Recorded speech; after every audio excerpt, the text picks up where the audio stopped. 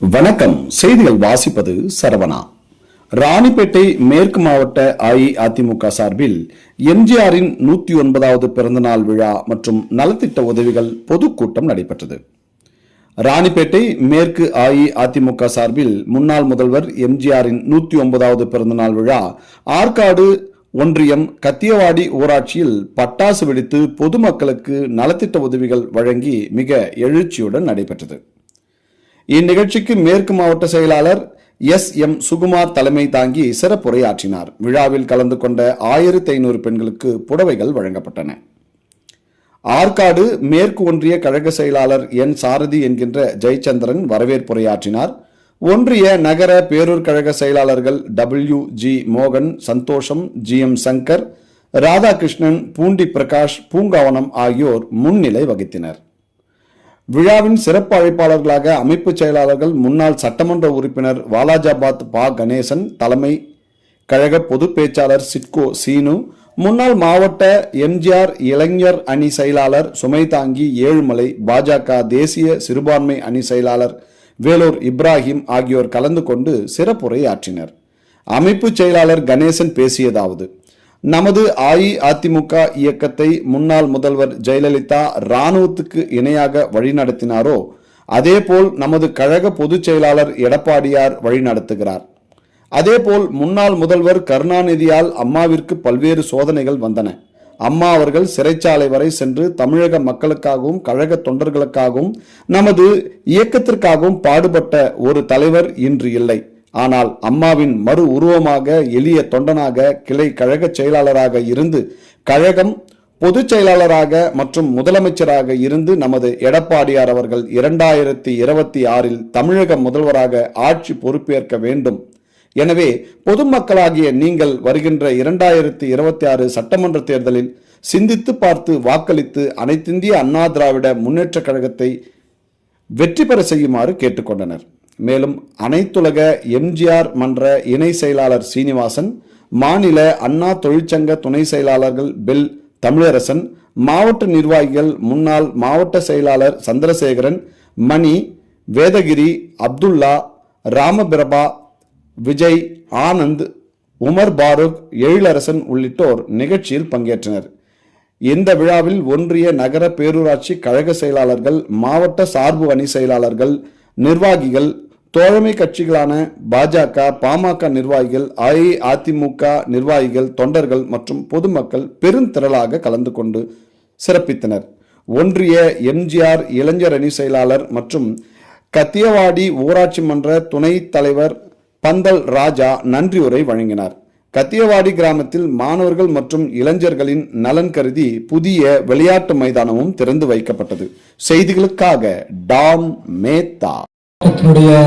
கழக செயலாளர் அருமை சகோதரர் எஸ்.எம். சுகுமார் அவர்களே, மேடையில் வீற்றிருக்கிற கழகத்தின் மிக முக்கிய தலைவர்களே, இங்கே வரவேற்ற பாரதிய ஜனதா கட்சியின் மண்டல தலைவர் மணிகண்டன் அவர்களே, இங்கே வீற்றிருக்கிற அருமை சகோதர சகோதரிகளே, உங்கள் அனைவரின் மீதும் இறைவனின் சாந்தியும் சமாதானமும் நிலவட்டுமாக. தொடர்ந்து பேசிக்கொண்டே இருப்பதனால தொண்டை கூட கட்டிருச்சு. ஒரு 2 விஷயங்களை உங்களோடு நான் பகிர ஆசைப்படுகிறேன்.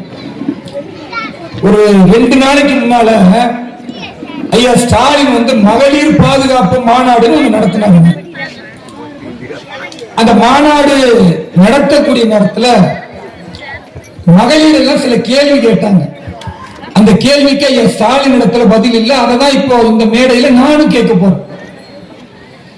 மகளிர் பாதுகாப்பு மாநாடு நடத்துகிற ஐயா ஸ்டாலின் அவர்களே, உங்களுடைய ஆட்சியில தான் இந்த கடந்த 4.5 ஆண்டு காலத்துல 10 வயசு பெண்கள், 8 வயசு பெண்கள், 5 வயசு பெண்கள்லாம் கற்பழிக்கிறாங்க.